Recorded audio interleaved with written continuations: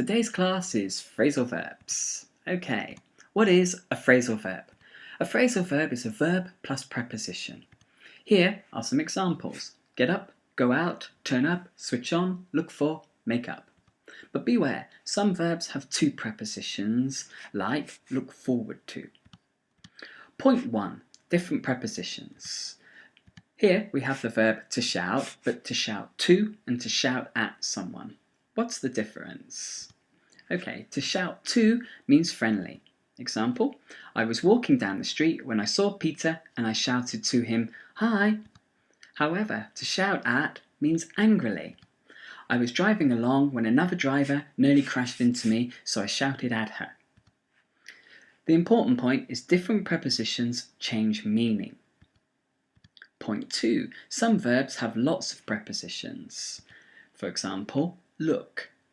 Look has over 14 prepositions that correspond with it.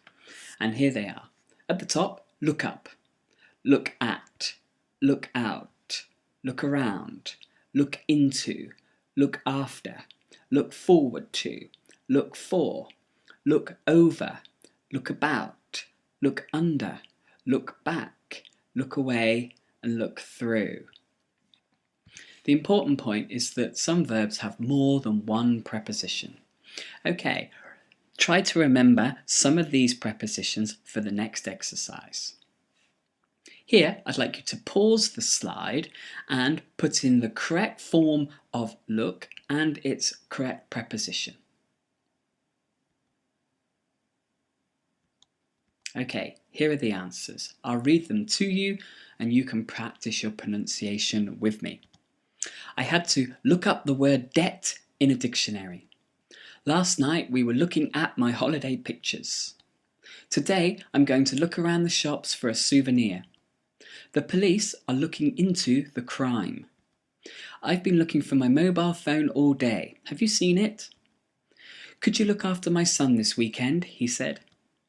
I'm really looking forward to my holiday next week.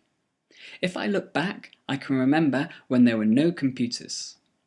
Someone shouted, "Look out!" as the car crashed into the house. Would you look through my essay to see if I have made any mistakes? Okay. Point 3. Same preposition but different meaning.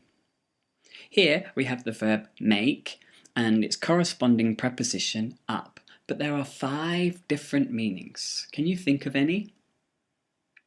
Okay, make up is to make up your face, to make up your mind, a decision, to make up a story, to lie, to make up after an argument, to become friends, and to make up a sentence means to create. Okay, one preposition can have different meanings. Right. Your practice.